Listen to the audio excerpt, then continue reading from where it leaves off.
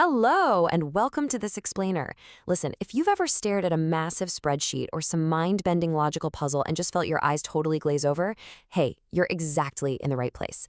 Today, we're taking raw, intimidating data, specifically from Unit 14, Data Interpretation from Analytical Skills, and transforming it into powerful, crystal-clear visual insights.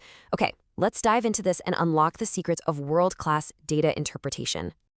I want you to just picture your typical work week, or maybe your study sessions. We're constantly bombarded, right? Just this overwhelming, chaotic world of raw numbers, endless statistics, and abstract spatial problems. Honestly, it can feel like you're trying to read a totally foreign language, but without a dictionary. But what if we could instantly translate all that noise into real, actionable intelligence?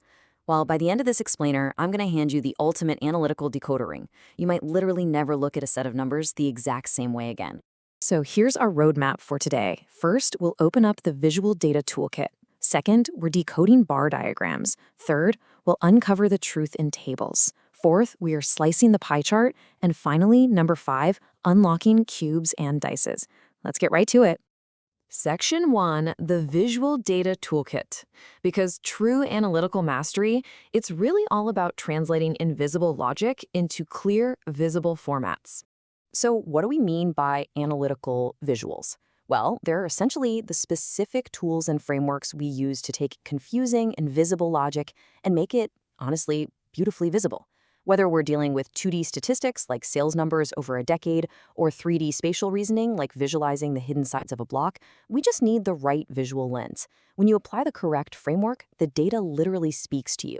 It's not magic, guys, it's just really great structure. Moving right along to Section 2. Decoding bar diagrams. This is your absolute go-to method for comparing categorical data. You're probably already super familiar with your standard bar chart, but I really want to focus on a massive upgrade today, the cumulative bar graph, which you might know as a stacked bar chart. In this visual, the total length of the bar is divided up proportionately among various internal quantities. And why is this so brilliant? Well, because it solves a huge analytical problem. It lets you simultaneously compare the total size of different categories across time while instantly, and I mean instantly, seeing the internal makeup of those totals. And this brilliantly illustrates exactly what I mean. Take a look at these two vertical bars. At a quick glance, the overall height shows that total car production clearly jumped from the year 2000 to 2001. But because this chart is stacked, we see the internal makeup. We see exactly how much of that growth was driven by SUVs versus sedans.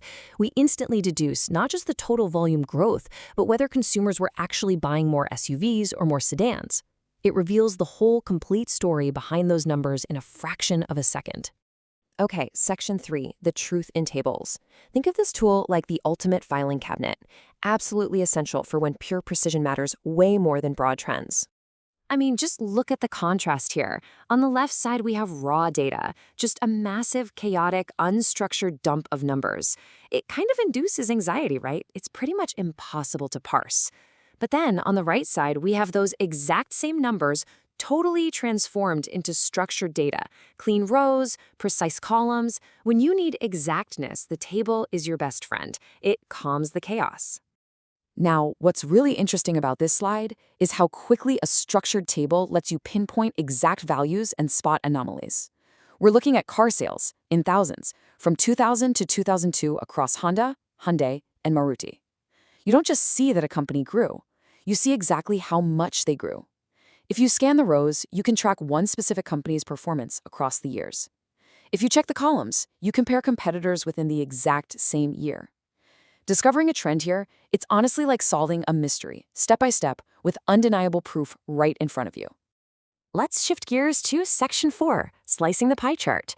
This is all about proportional data, where our main goal is to visualize shares of a complete whole. Here, we're looking at the demographics of foreign tourists visiting a particular region. We've got 60% Americans, 20% British, 15% others, and 5% Russians. Notice how we're using a donut chart for this? Playfully speaking, whether you call it a pie chart and keep the center totally filled in, or you punch a hole right in the middle and visualize it as a donut, the core principle remains exactly the same. You're taking 100% of something and dividing it up so everyone can immediately see who holds the biggest share of the market. So the crucial point is understanding the actual mathematical foundation behind these slices. A full circle, whether it's a pie or a donut, represents 360 degrees, right? That means every single percentage point equates to 3.6 degrees of that circle. If a demographic represents a 25% share, they will always, without fail, take up an exact 90-degree slice of that chart. Knowing this underlying math really helps you accurately interpret and draw these visuals without getting tricked by those distorted, fancy 3D graphics people sometimes use. Let's move to Section 5, Unlocking Cubes and Dices, and see how this builds as we seamlessly transition from the 2D world of charts right into the 3D world of spatial logic. To solve any 3D puzzle, you really have to respect the physical groundwork first. Think of it like this. Any cube in the universe is governed by rigid, completely unchangeable anatomical rules. A standard cube, it always has 8 corners, which we call vertices. It always has 6 equal faces. And it has 12 equal edges. There's even this really beautiful mathematical constant built right in. The number of edges plus 2 will always equal the number of vertices plus the number of faces. Keeping that rule in your back pocket really grounds us when solving these tricky spatial puzzles. Now, let's tackle a classic analytical nightmare, the painted cube puzzle. Imagine you have a large painted cube and it's cut into smaller, identical cubelets, and you need to figure out exactly how many have paint on them. Listen, do not try to visualize the whole thing in your head. You'll literally give yourself a headache.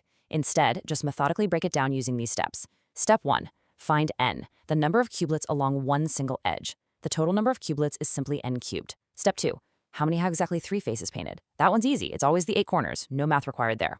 Step 3, what about 2 faces painted? Well, those sit right on the edges, so your formula is n minus 2 times the 12 edges. And step 4, 0 faces painted? Those are hiding safely right inside the middle, calculated as n minus 2 cubed. See?